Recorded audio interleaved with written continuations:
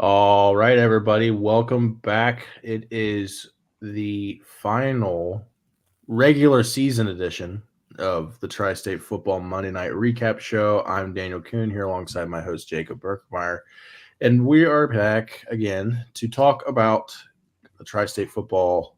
Well, sorry, football in the Tri-State and all the action that happened in Week 10, the finale for Ohio at least. Kentucky has a few games this weekend is still to play, but for the most part, it was the end of the regular season for everybody.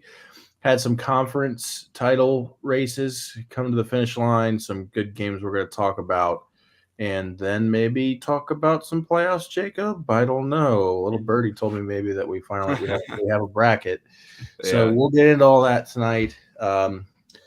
As always, I'm just going to let Jacob kind of take it and run with it. He's going to go into his first game, and he was there in person to cover the GCL South finale between LaSalle and Elder. Yeah. Great game to be at.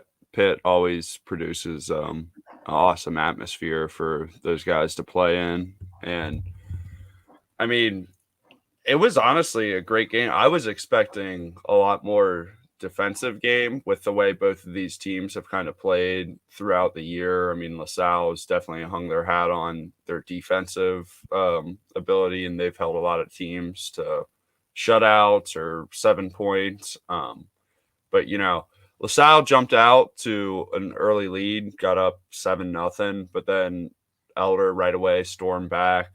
Joey Thaman had a couple let me look. Yeah, 2 rushing touchdowns. And this year, just seeing Elder play in person, they were a lot smaller than they usually are.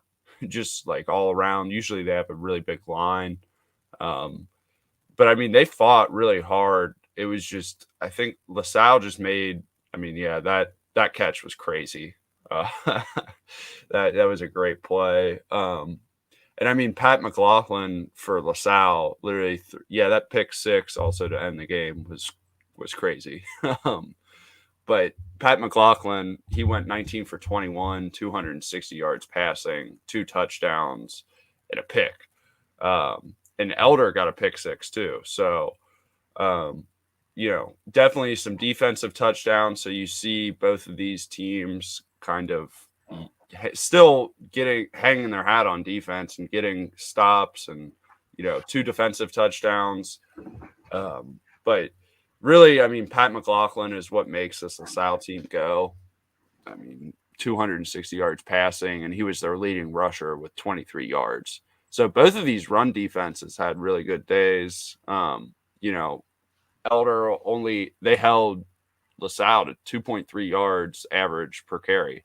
And then LaSalle was 3.5 yards per carry for Elder. So, and Caden Estep, he's a sophomore for Elder, and he went 21 for 28, 260 yards, no touchdowns, and a pick. But some of the throws he was able to make, I think if you're an Elder football fan, you're feeling pretty good about the future. I mean, if he's a sophomore playing pretty well and getting a lot of good reps in against good teams, you got to hope that the next couple of years, I mean, I know Derek Uran, he's a junior, so they'll get him back next year. He's been really big on their defense, but I mean, just a really good game overall. Sayre Smothers, in my opinion, one of the better names for a cornerback. Smothers Yes, is the last name. That's yes. pretty sick.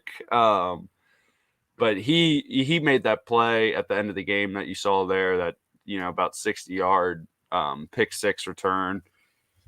And I think really LaSalle just ended up having a little bit more athletes there to make some plays down the stretch. They had some big, tall receivers that Elder didn't really have a lot of size to guard on the outside. That was where they were kind of getting their chunk plays out of and their explosives, where throw a couple deep balls up to the 6'5" guys, and you saw in the one touchdown, bobbled it, caught it on his knees, That was pretty going to impressive. the end zone. Yeah, and there was another one. It was right on my side, like right on the Elder sideline. I was right there. Who I forget exactly who it was, but just one hand, caught it, guy draped all over him on the sideline. So I really think LaSalle is going to be a really tough out in this D2 playoffs, and we'll talk about this. That'll probably be the last segment of our show tonight, is just taking some time to review, all divisions 1 through 4, the region, the Cincinnati region for those. Really think LaSalle, there's a good opportunity for it to be LaSalle Anderson for the regional final in that division too, because LaSalle looks really good. And I mean, if you're Elder, it's definitely a tough loss for Elder, because I think they could have had, if they won, they would have played Oak Hills at home, I believe. And then now, let me look real quick. I believe they are, Elder plays, who do they play? They play Mason.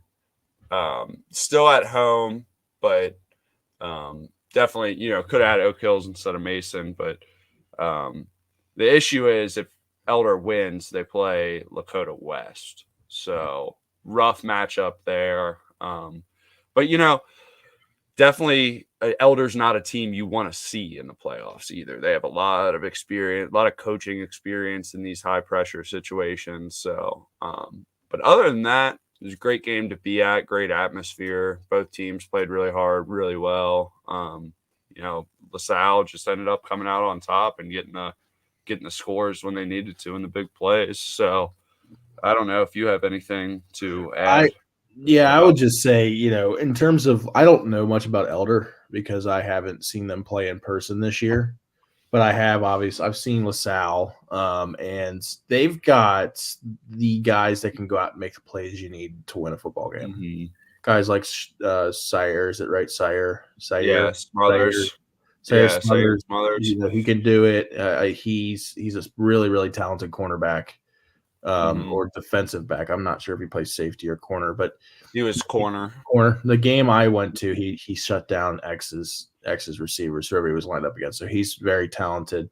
And then Pat McLaughlin, he's a workhorse. I mean, everything flows through him.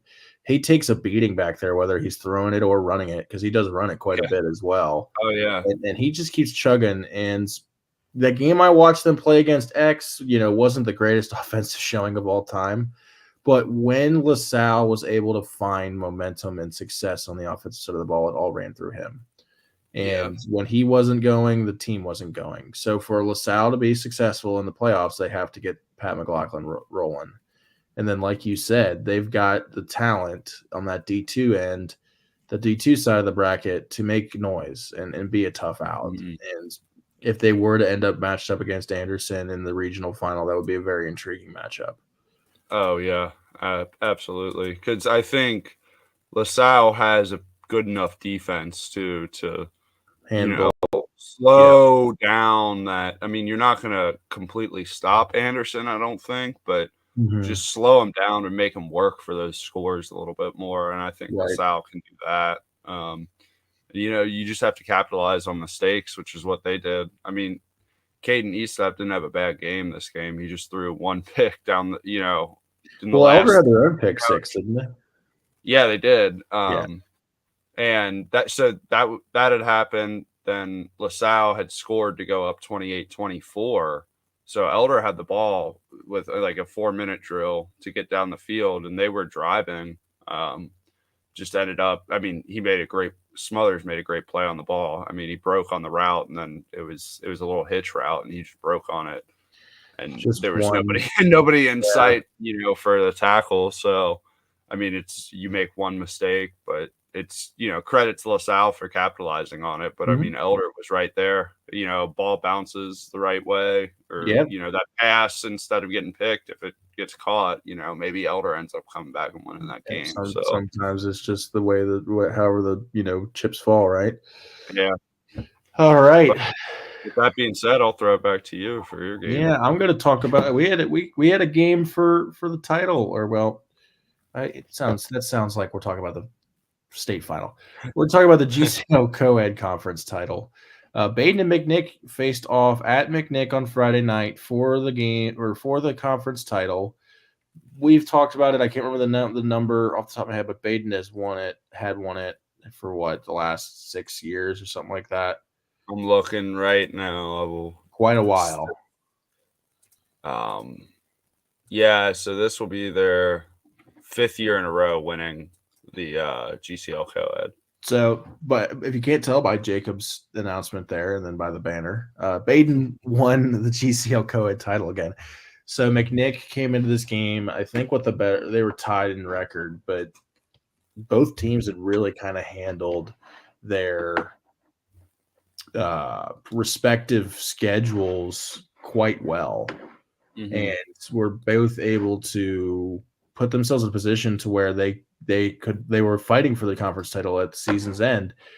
And I think it was kind of crazy for everybody because I don't think a lot of people expected McNick to be a competitor in this league this year, and they took it to him. And the final score line was 10-6, so it was a very defensive battle.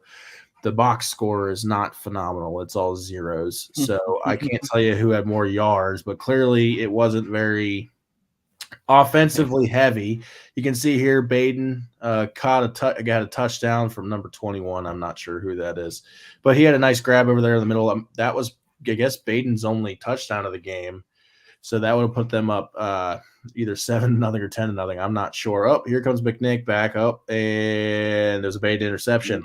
So there's Stephen Meltebrink's one interception. Meltebrink's had a pretty good year for the Rockets. He has over, let's see, he's got over 400. Oh, I mean, I guess he's only played in limited opportunities, but he's had a good season.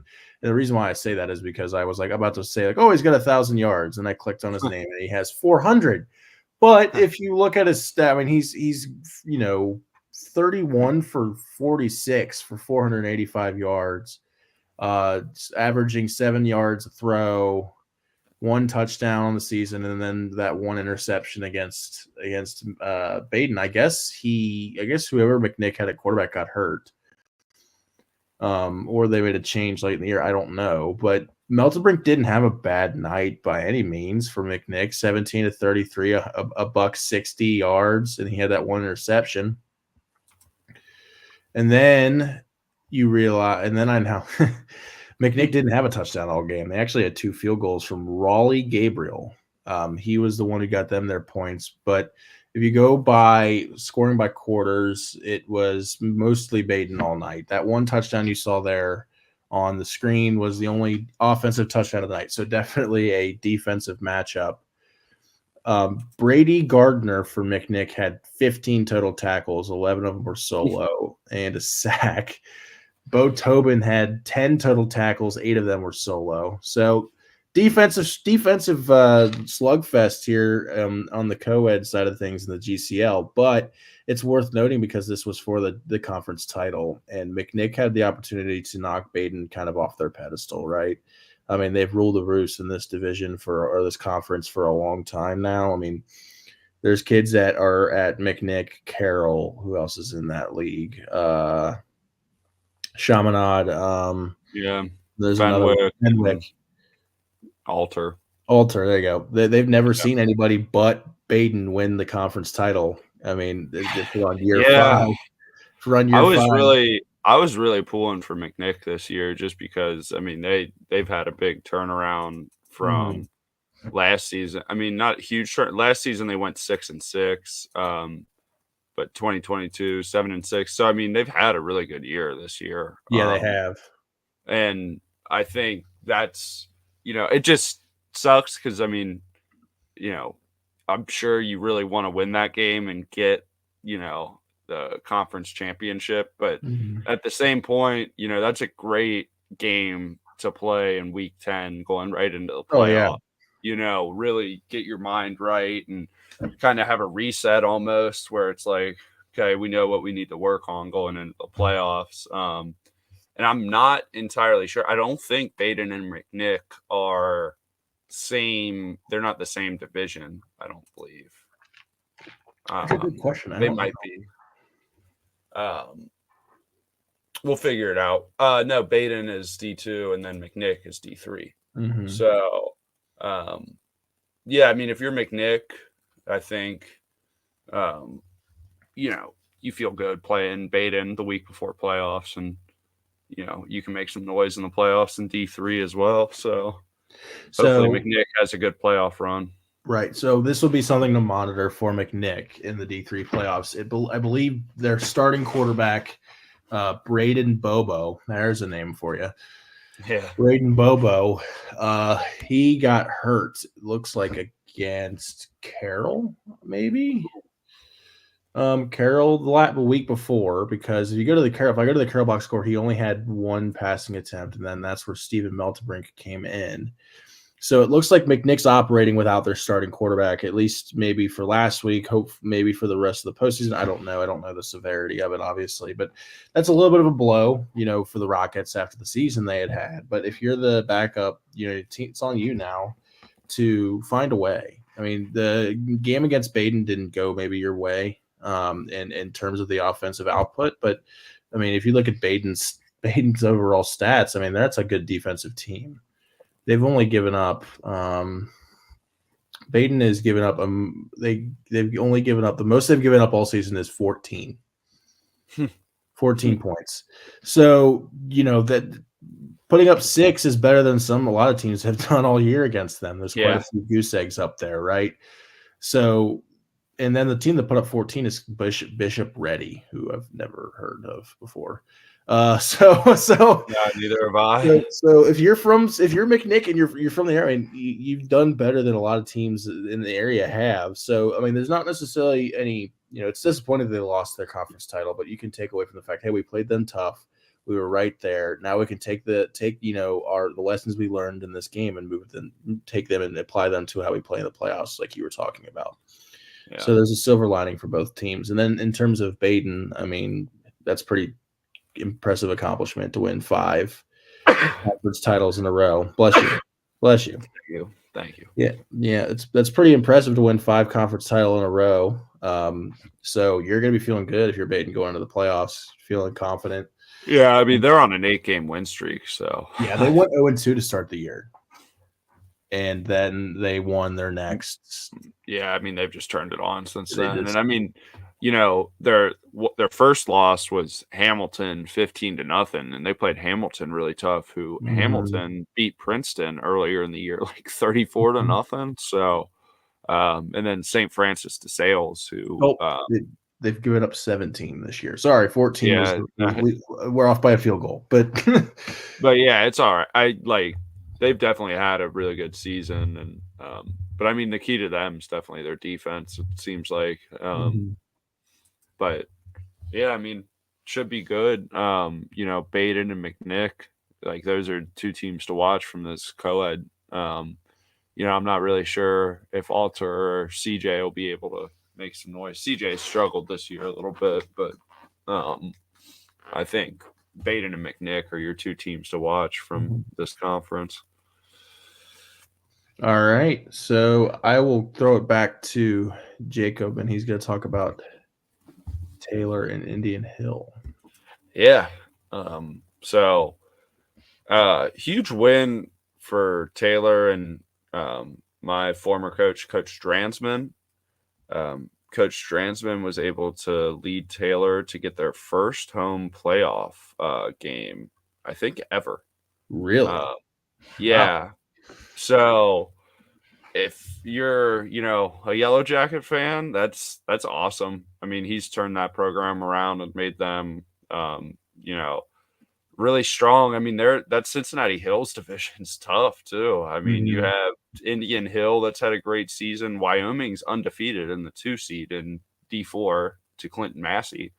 So, Taylor though, they really run throw through Aaron McFarland. I've talked about him plenty of times on this show. On Friday, he had 9 catches for 133 yards and 3 touchdowns. And that's been like a semi-normal stat line for him this year. I mean, his stats for the season, 57 receptions, 862 yards, 11 touchdowns. So he's had, and then also a rushing touchdown to go with it. So he's had a great year, and he really is kind of what makes them go on offense. Charlie Cantz had a great game, 19 for 31, 253 yards, 4 touchdowns, 2 picks. So ideally, you're hoping that he can get those turnovers down moving into the playoffs. But if you're Taylor too, you're pretty happy you're able to get out of there with a win. Quarterback throws, a couple interceptions, but it didn't end up hurting you in that game. And part of that was they were able to they got a pick off of Ben Sickle, or I think so. That's how you pronounce it. But yeah, so they got an interception as well. But then on defense too, Mike Branch, he had 8 tackles, 7 solos, 2 sacks, 3 tackles for a loss. So he had a great day for Taylor. And then Taylor's running back, with a lot of these smaller schools, you'll get a lot of playing both ways. So Easton Shrimps, their running back, along with, I would assume, a linebacker. Linebacker. So he had 7 total tackles. And then he also had 16 rushes, didn't really go for much, but he was also involved in the passing game with 2 catches for 53 yards and a touchdown. So I'm assuming he probably took a screen pass to the house. But yeah, I think if you're Taylor, you are really excited about how this year has kind of shook out, because they played Wyoming really, really tough. I think they only lost by 1 score to Wyoming. They lost by 9. But if you go, because I pulled up their schedule because I was curious to see who they had played this year. Mm-hmm. I knew they had lost to Wyoming. They lost to Lawrenceburg in week 2, and that's not a bad loss. Lawrenceburg had that 70-point win at one point, right? Yeah, Lawrenceburg's had a pretty good year. They're 9-1. So I mean, that's a quality loss as well to an out-of-state school. And then they played Wyoming tough. I mean, they lost by 9, but it was really a tie game up until the fourth quarter, and the only difference is Wyoming got a score, one more score than Taylor did. I mean, going into the third quarter, it was a 2-point game. Sorry, fourth quarter, it was a 2-point game. So, yeah, I mean, so Taylor's had a great year. I kind of completely blanked while I was looking at this box score. I don't know how I did not see this, but Indian Hills running back Devlin Daniel, 30 attempts, 245 yards rushing, and 2 touchdowns. What a workhorse.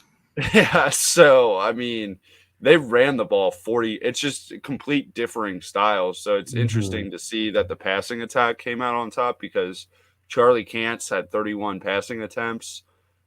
Indian Hill as a team had 7, and then they ran the ball 42 times efficiently, averaging 6.4 yards a carry. So, well, that's a plus that's a big win for Taylor's defense then.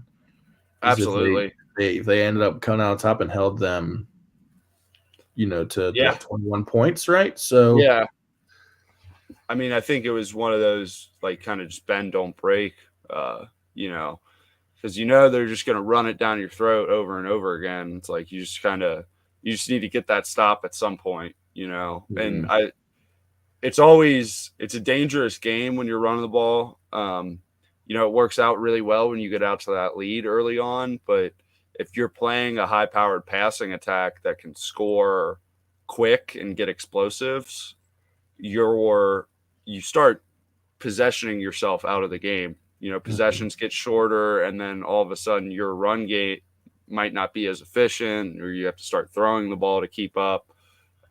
So for Indian Hill, they lean on their run game a lot. I think it's going to be crucial throughout their playoff run that they need to get out to early leads, because it's almost like the Ravens. It's like you never want to play the Ravens from behind, because then that means Derrick Henry's going to get rolling. So, I mean, it's the same concept here. So, but great win for Taylor, and, the Cincinnati Hills leagues. Really a lot of these leagues in Cincinnati they have teams that could go far in these playoff brackets. But with all that being said, I will kick it back over to you for your second game. Yeah, we're gonna do something a little different this time. We're gonna throw it to we're gonna travel on over to the wonderful state of Indiana. And we're gonna talk about an Indiana football game, which I don't know how much we've done this year.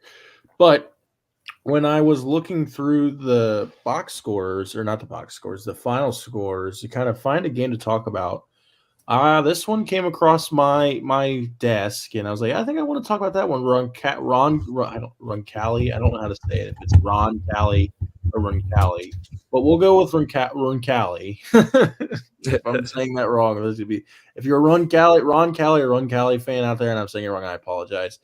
But Run Cali beat perennial Indiana heavyweight powerhouse East Central 17-7 on Friday night.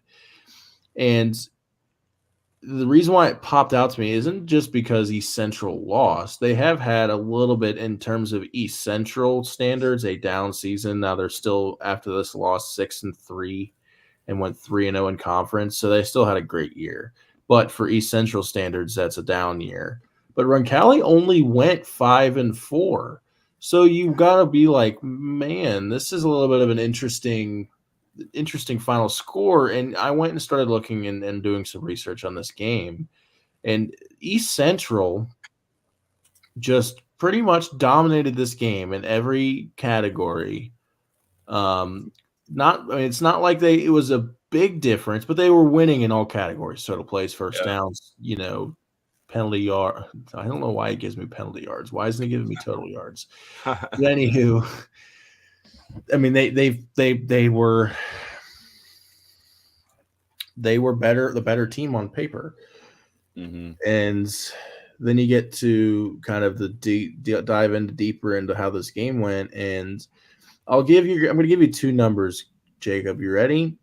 Yep. So Max Preps, for whatever reason, gives quarterback ratings in high school. Oh. Yeah, which is interesting. Ron Cali's quarterback, Colin Ash, had a quarterback rating of 42.2. Nice. East Central's quarterback, Nolan Maple, had a quarterback rating of 21.1. Yeah, that's probably running the ball a lot if that's the case. Nope. They ran it. They had 99 yards total across the board in rushing for the team. So they did run the ball some. Ryan Mings, however you say his last name, had 16 carries for 81 yards, 5 yards a carry, and a touchdown. But Nolan Maple went 14 for 27, 100 yards, and had 4 interceptions. That's it's a rough game for your quarterback, but I mean, sometimes you just have those games where you just can't see the field too well and struggle a little bit. But I think he can bounce back. I don't think this is a season ender by any means, but yeah. If you look at the score of this game and you're kind of trying to find, and then you start to look at the stats, and you're trying to find out where did Ron Cali end up beating this team by 10 points by, because it really, the paper in terms of yardage and stuff and first downs favors East Central.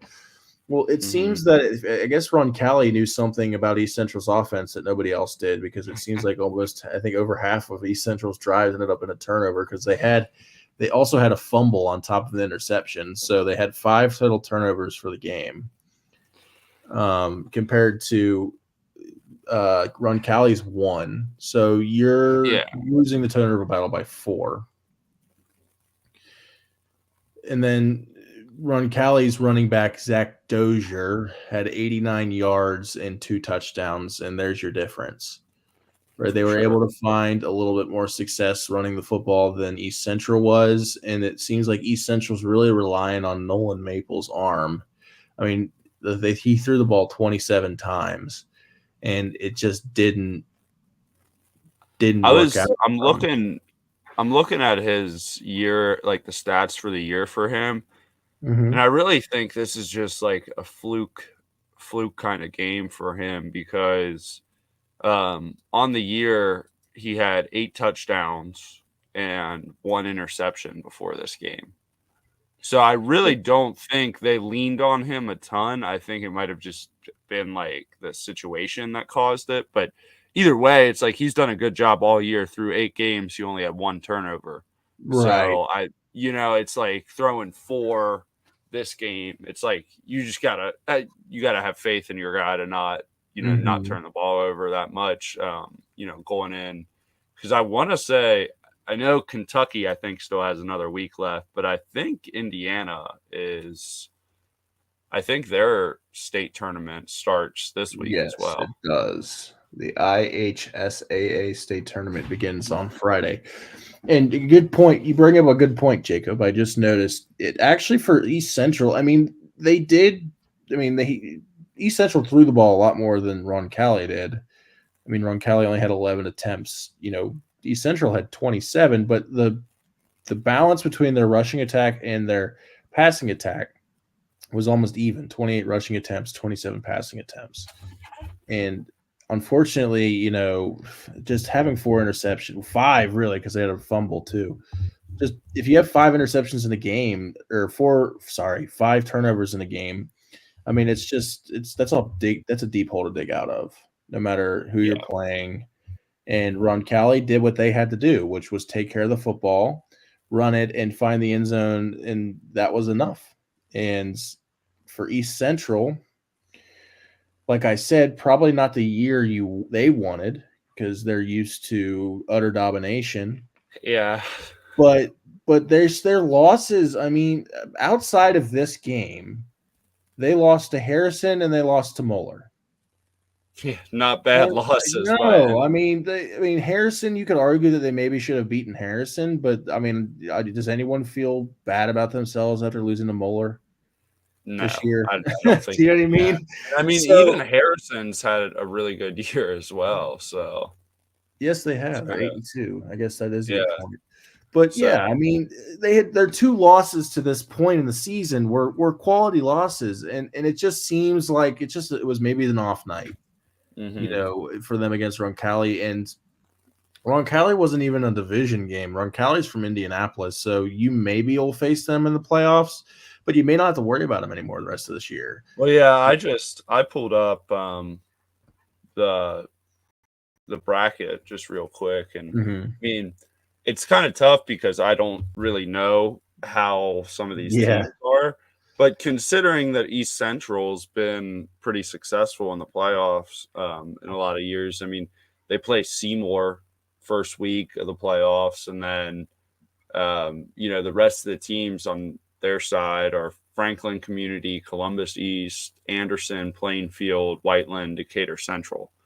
So yeah, again, I'm not familiar with that, but that also it gives me some confidence that East Central could end up getting, to regional championships and, possibly, move forward. But, we'll have to see how it all plays out. But I yeah. definitely think that they have, the chance to make some noise, because I don't really recognize any of those teams' name, but I don't want to discredit any of those teams either. Right. I'm sure they've had solid seasons.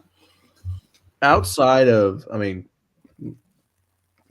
of this loss, they've got nothing to be, disappointed about. I mean, they still had a great year, and if you're a quarterback, Mr. Maple,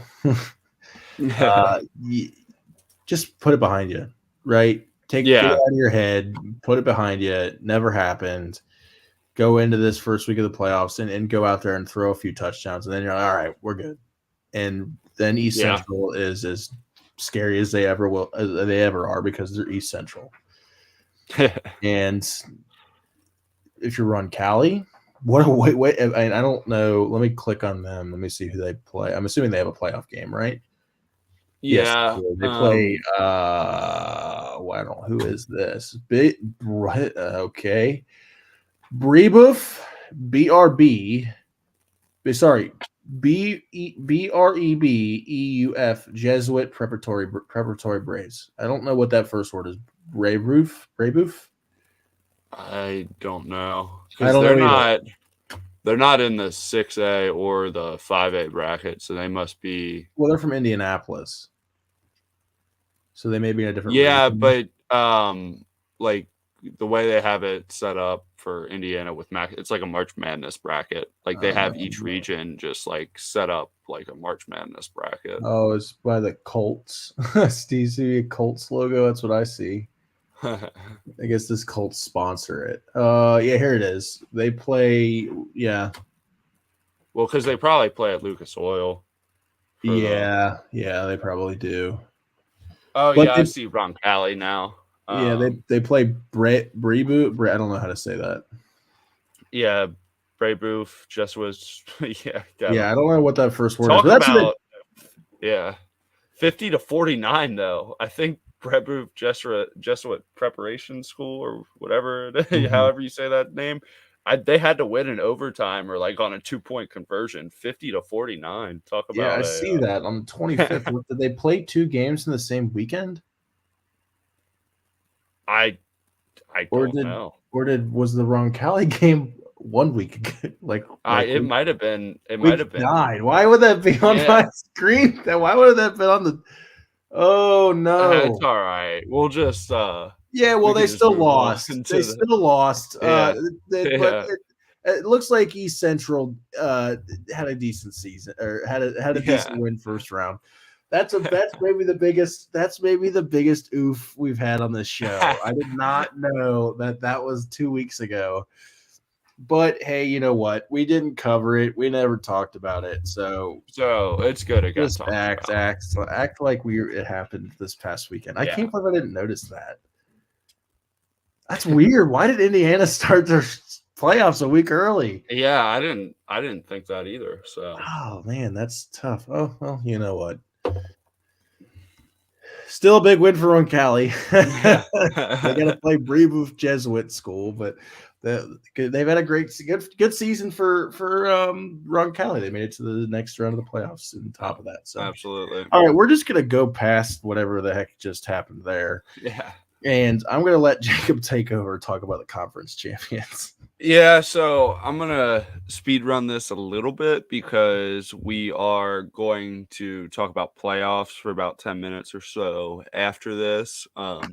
So I'm going to share my screen and then just kind of tell you guys who's won. If there was some really good games, I'll, obviously talk about those a little bit more, but for the most part, some of these conferences were already kind of predetermined. Last week, you kind of knew what was happening. But so for GCL South, we already touched on the LaSalle Elder game. Big, good win for Moeller going on the road, having to drive up to Michigan, still winning 52-27. But so Moeller, and then obviously St. X 62-0 against Life Christian Academy. So, good week for the GCL for sure. Feel bad for Elder. They've outscored their opponents for the year, but then in the GCL, they've gotten outscored by, 44 points. But yeah, Moeller's going to be crowned as the GCL South champs this year. So congratulations to the Crusaders. With that being said, we'll move on to the GMC, which this was a crazy finish to this year in the GMC. I mean, you have,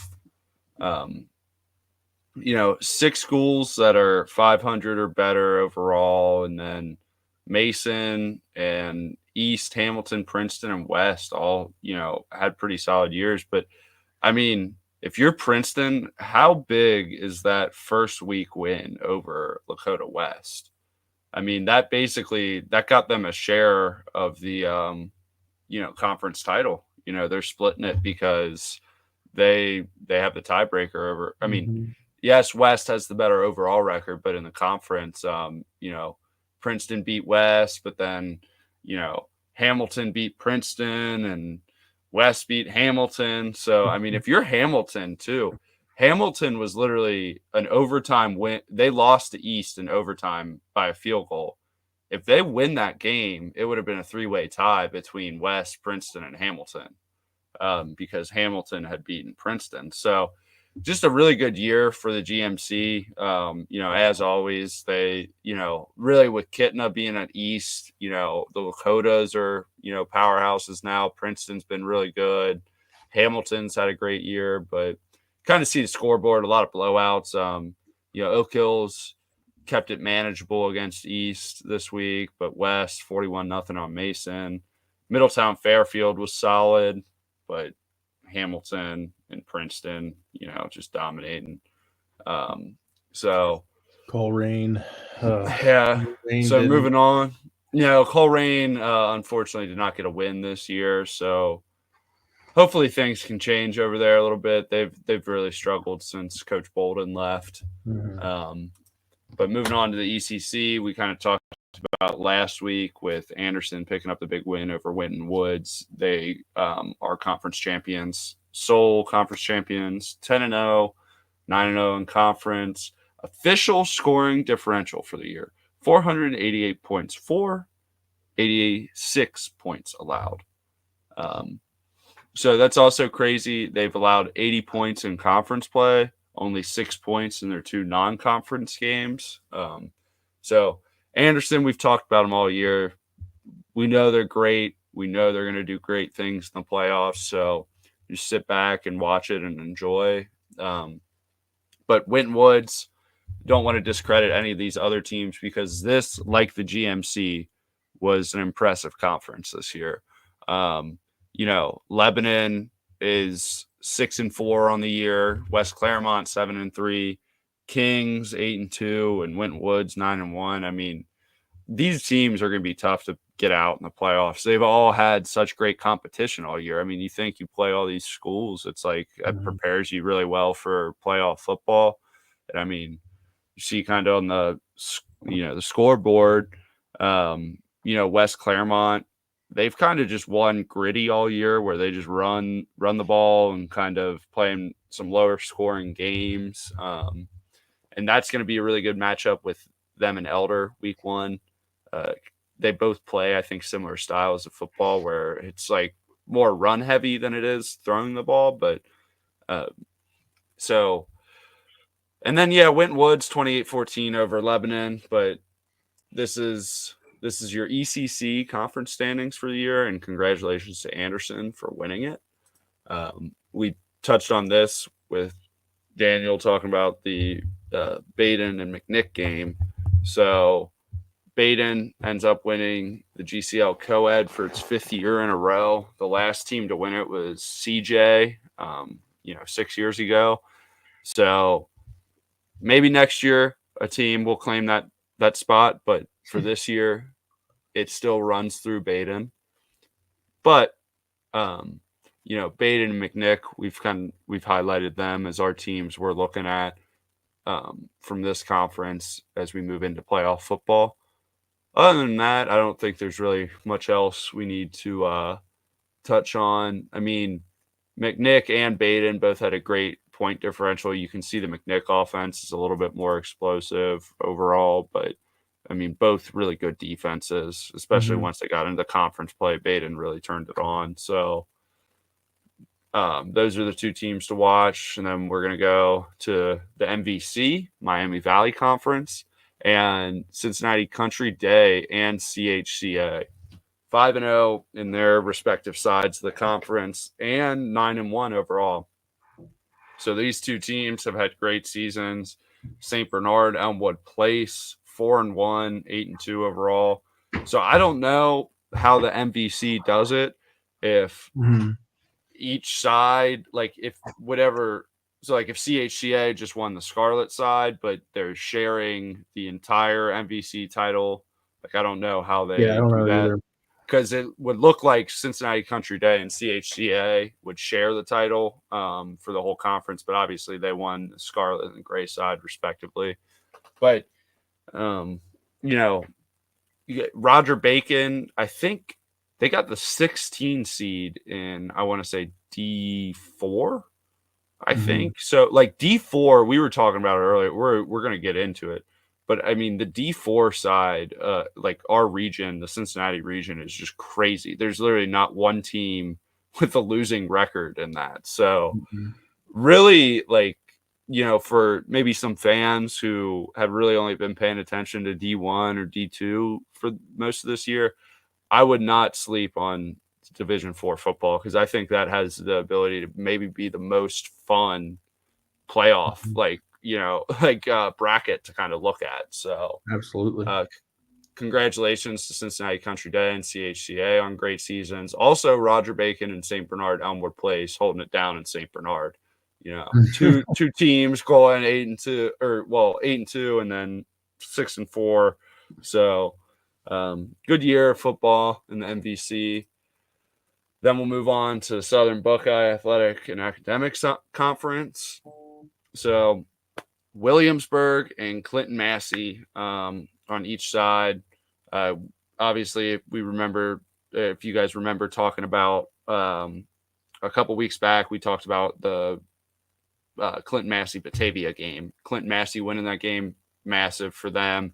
They secure the American side of the conference, and then they also were able to lock up the 1 seed in Division IV too with an 8-2 record. Wyoming was 10-0, but Clinton Massey's strength of schedule, I think, gave him the bump over, because I'm not really sure about Coldwater or this Dresden Tri-Valley, but close losses. But Clinton Massey's a good football team, and Williamsburg had a good season. Curious. I don't even know if Bethel Tate got in because of how crazy D4 is, but we were talking New Richmond's 5-5 overall, and forget exactly who they play, but they went 1-4 in conference just because conference is kind of tough. You got Batavia and Clinton Massey at the top that they've been dominant this year. So congratulations to Williamsburg and Clinton Massey for winning their respective sides. We only have a couple more left to go. So the Cincinnati Hills League, we talked about Wyoming, just continued excellence. If you're Wyoming, it's just year in, year out. They have 1 loss max for the regular season. I feel like it's literally they're undefeated almost every year. But, the rest of this conference, I feel like, is getting, a lot better.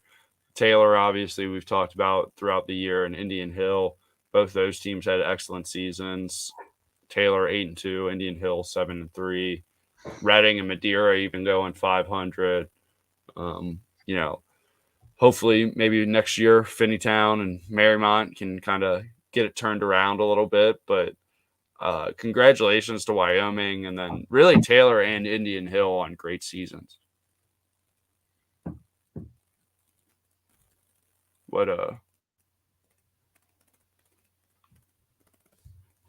You there? Do you can you hear me?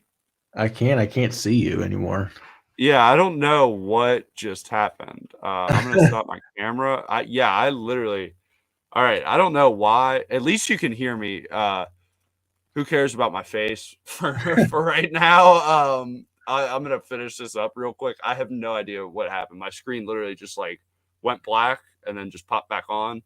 So we're just gonna keep it rolling. So then the Cincinnati Metro Athletic Conference. You can see here Taft beat Woodward 57-0. Withrow 39-12. So congratulations to Withrow for winning the conference with an overall record of 5-5. They were 5-0. They went 5-0 in conference and won, and then lost all their non-conference games. But Taft 8-2, and then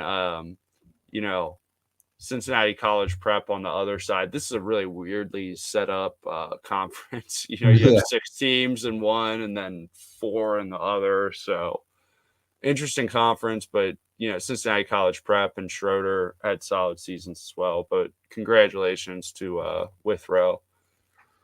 And with all that being said, let's see if I'm gonna stop sharing my screen, and it's still just black. So I tried stopping my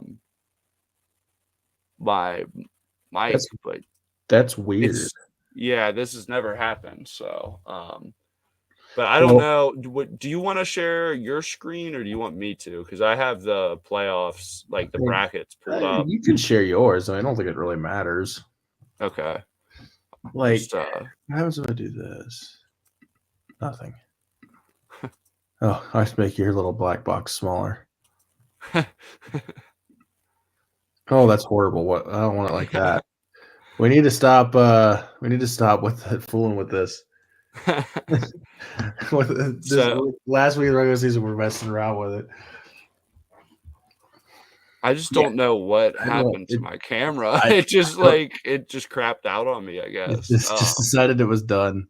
Yeah. So I don't know. I'll see if I can upload this up real quick. Here, I can blow it up. I can, or hold on. Here, how's that look?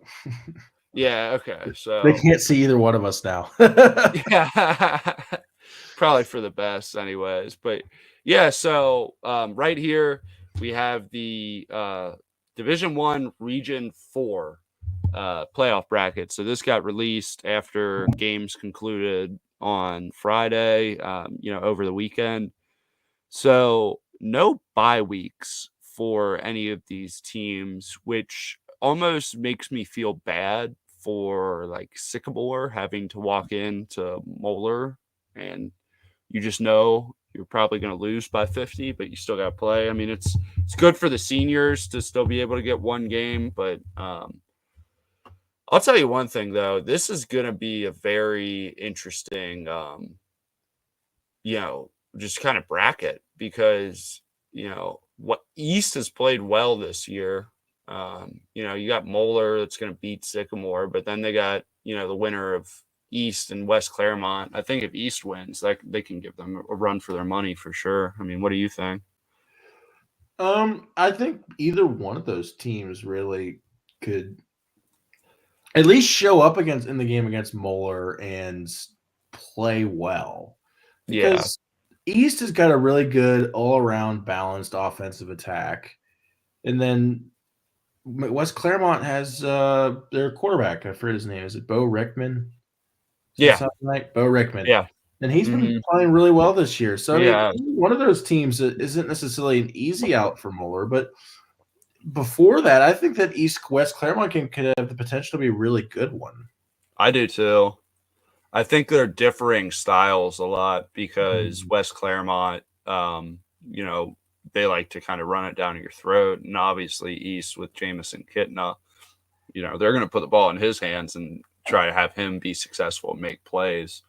Um, so I think, in my opinion, I think if East wins, I think East can give a little bit more of a fight to Moeller just because I think they're explosive enough. I think the problem West Claremont might run into is just kind of running out of possessions because Moeller's Yeah, so explosive. I mean, Ponatowski's probably going to throw for close to 304 touchdowns. Like right, he's been right. doing it all year. So that's kind of I'm curious how that'll play out. But moving on, just past that kind of, Hamilton kicked Princeton's butt earlier this year. I mean, 34-0. Mhm. So if we get a Princeton versus Hamilton rematch, we're really going to have to see what Princeton's made of. Are they going to come Mhm. back and really answer the bell? Because that was, I mean, I remember us talking about that on the show. That was a crazy game. I did not see that coming at all from Hamilton. And I think that's what really kind of started Hamilton's hot streak.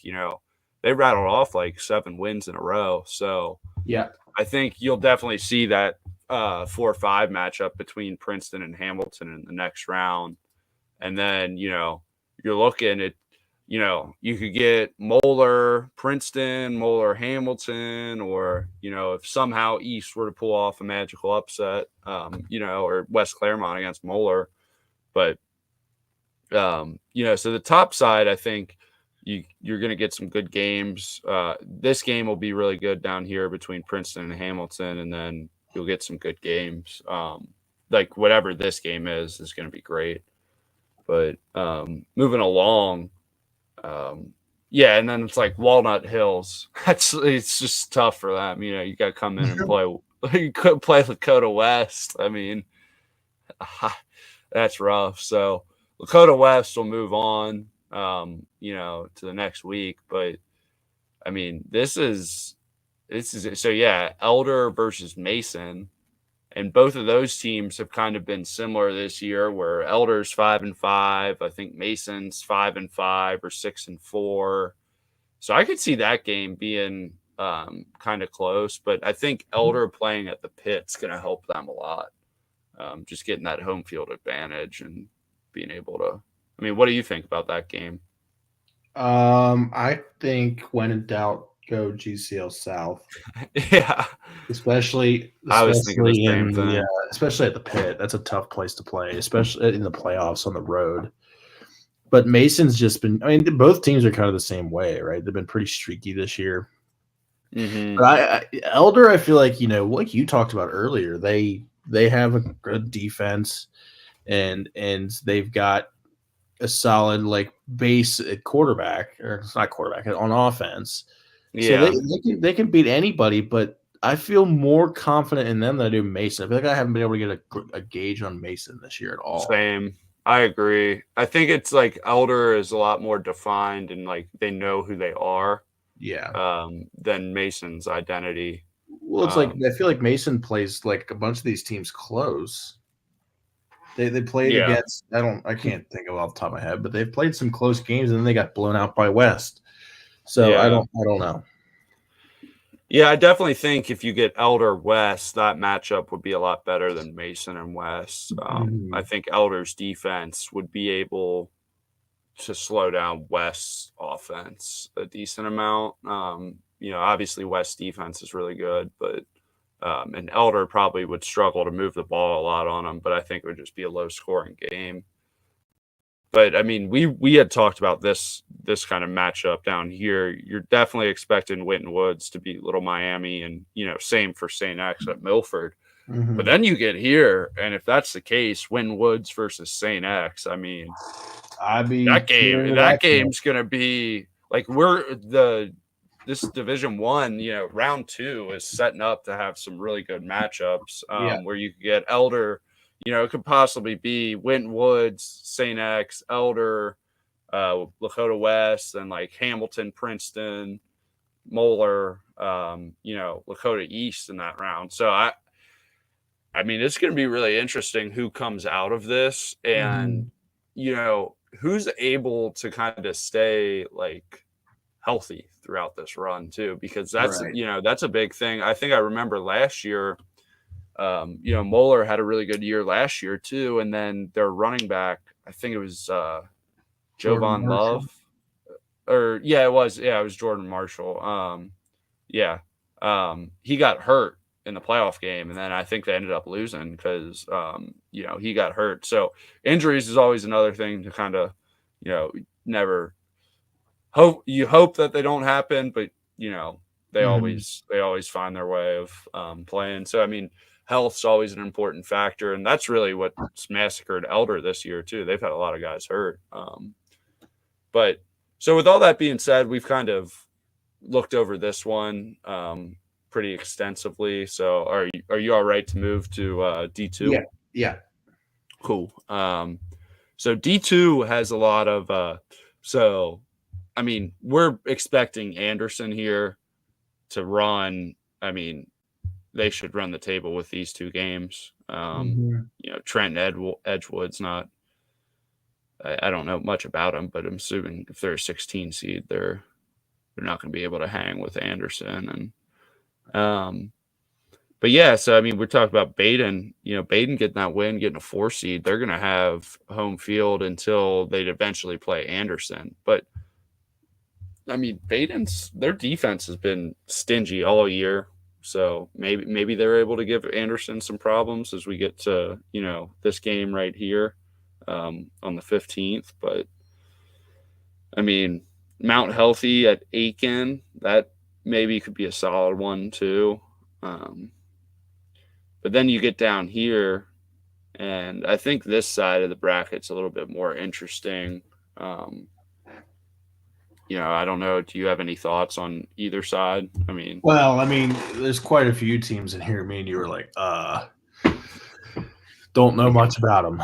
Yeah. We talked about Harrison. They've had a good year this year. So is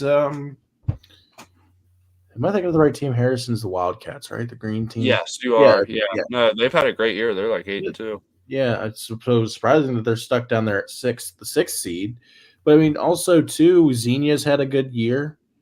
Mm-hmm. Kings has had a great year. I mean, there's some Yeah, good teams here in this bracket, and they would make for some interesting matchups. Like I'd be very interested to see a Kings LaSalle matchup for sure. I would too because Yeah. Nate Lyman's a good player. And kind of helps that Kings passing offense get going, and Carson Lindholm runs really hard for them too.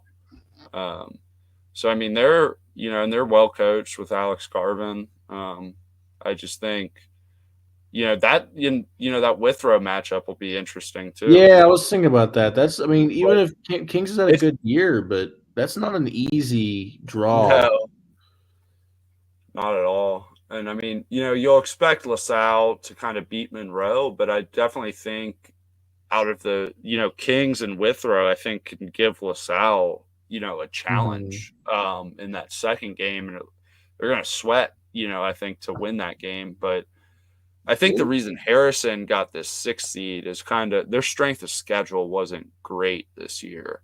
Mm. So I guess that's kind of where it's going to get put to the test. Like they've had a really good season, but if you play, I'm not as familiar with Xenia, but if they're a 3 seed, Xenia's probably got some pretty good athletes They too. they got a good team this year for sure. So I'm definitely curious to see, but I think it's either going to be. It's easy to say they're both favorites, but Mhm. Xenia or Harrison, I think it's going to meet LaSalle in this semifinal game. And we talked about it pre-show. The Anderson versus LaSalle game is kind of what we're looking for this regional final. But do you have anything else kind of to add about this one? No, I think you've covered it all. There's some interesting matchups throughout this, but it definitely is. I think everyone's going to be kind of sitting here waiting to see what Anderson does. Yeah, for sure. And then D3, we can kind of go over a little bit quicker because, as you can see, a lot of these D3 schools are more like Dayton area. I mean, you have Oxford, Talawanda here, um, Ross, Chaminade, Julian. But so, I mean, really, a lot of these, Ross, CJ, and Talawanda have all struggled this year. So I don't really think we're going to get a lot of Cincinnati love on this side of the bracket Hmm. or tri-state area. But, you come down here, then you see, a few more. So you got McNick down here. You got Wilmington. So Wilmington, Batavia is going to be a good one because Wilmington won the other side of that conference, and Batavia came in second to Clinton Massey. So, Mm. you're that's going to be a really good game here. And then I'm curious because we've talked about Batavia, on the show. If Batavia wins, they have a really, really explosive passing offense, which I think in these like the lower divisions you get, like the less. I'm not like taking away from the talent at all, but you know, passing offenses I feel like can be a lot more explosive at these smaller divisions because you don't have the talent as much at like cornerback and safety. I think to make these plays, like Batavia's thrown the ball crazy all year. So I Hmm. think if they can continue to do that, they're going to be really tough to stop in the playoffs.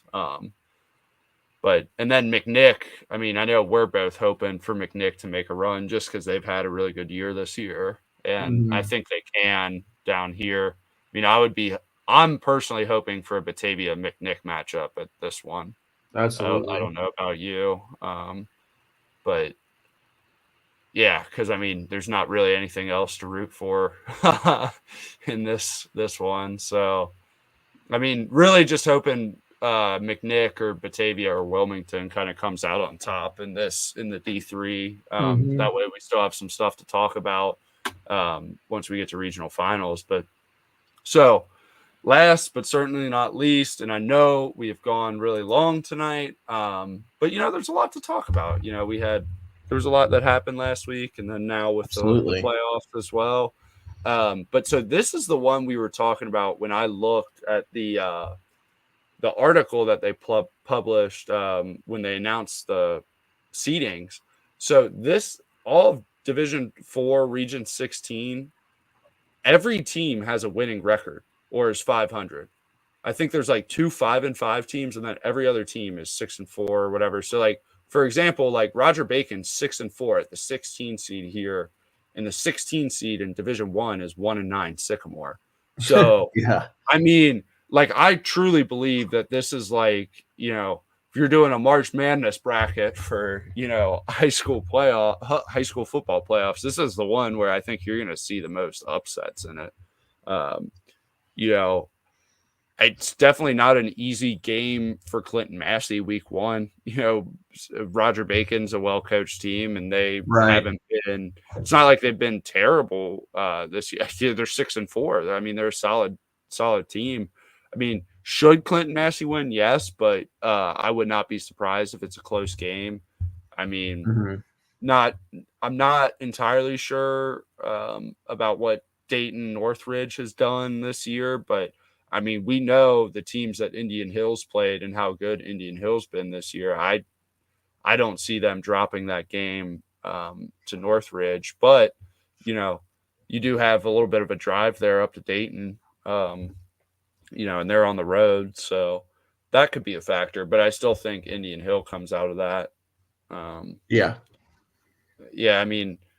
Then you got Taft down here, Cincinnati Hills Christian Academy. I mean, they went 9-1. So, you'd hope that really out of this, you're going to get 4 teams, hopefully from the tri-state area, making it to next week from this. I mean, Would you agree with that? Yeah. I mean, we're falling apart tonight, Jacob. Your camera's dead. And my nose started bleeding about 5 seconds ago. So I'm really glad. Geez. I'm really glad I turned our faces off so we'll always see the playoff bracket.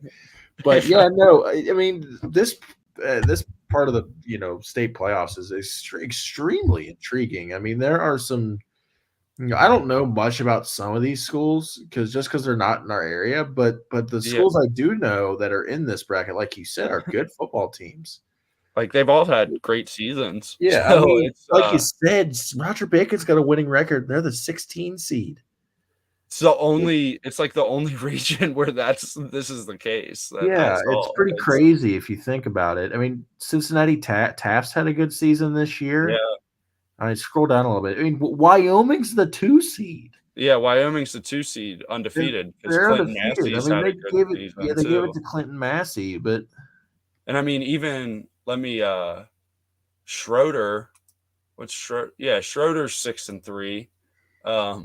So yeah, I mean Schroeder's 6-3, and it's like that sucks. Usually you're thinking like, oh, I'm 6-3. You'll get a better seed than 15. No, you got to play Wyoming first week. Like that's brutal, man. Yeah. I don't know anything about Valley View, but I mean, New Richmond isn't. I mean, they're not a horrible team. No, and we talked about that. Like New Richmond was 5-0 in non-conference play, or 4-0, or 4-1, whatever. They went 1 yeah. Then they went 1-4, and they were in the same side of the conference as Batavia and Clinton Massey. So I mean, those are 2 losses there for them. But I mean, I could see New Richmond possibly beating this Germantown Valley View, and no offense to Germantown Valley View. I don't know about them. Right. So, I mean, I'll be rooting for New Richmond just because I've been paying attention to them a little bit more. And then, yeah, you got Taylor versus Urbana down here. So, I mean, it's really just like it's going to be a fun weekend all around. For sure. And I think, I'd be hoping to see a rematch between Wyoming and Taylor at this spot in a couple, like 2-3 weeks. Yeah, that would be a good one for sure. I would also not count out real quick before we stop talking about it. I would not count out Alter. Yeah. at the 10 No, seed. because Alter's played. Yeah, they played a tough schedule this year too. Yeah, that would not sleep on them. I don't know anything about Eaton, but if that matchup, Alter and Wyoming, how would that be an interesting game to follow? I agree, because I think Alter will play them pretty tough. Yeah. Like I don't necessarily think Wyoming has like they're not going to really have like an easy game throughout this. No, not they kind of got screwed with the 2 seed. Yeah, I mean the 1 seed's not great either because there's because I mean the 1 there. seed, it's like if they win, then they probably play in Indian Hill again, which they only beat Indian Hill by a touchdown. Last week. So it's like this bracket's definitely the one that we're talking about a lot and looking forward to the most. But yeah, I mean, other than that, I know this is definitely the longest show we've had, but it's the playoffs. I mean, it's different. Yeah, a lot to cover. I mean, next week will definitely be a lot shorter. No more conference standings. It'll just kind of be pulling up these brackets and kind of just. I think we might shift a little bit. Just talk about the playoffs. Yeah, because I don't think either of us are reporting. I don't think we're going to a game. I think I'm doing the radio show with Dan and Greg, but I don't know. Yeah, it's beautiful. We'll find out. It's not working, but we will try. I will try to fix. I'll do everything in my power to try and figure out. Jacob's camera died. I had a nosebleed for about 2 minutes there. We're falling apart. That's what happens when you go an hour and 11 minutes on this. So that'll be it for us tonight.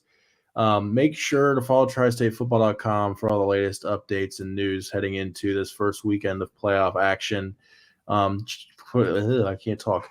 Feel free to. I don't know. Does Greg still do the top 25 in the postseason, or is it done now that the regular season's over? I could see him doing. Let me check and make sure. I could see him doing one more, like going into the playoffs. But other than that, I don't know. Yeah, so he did. He did.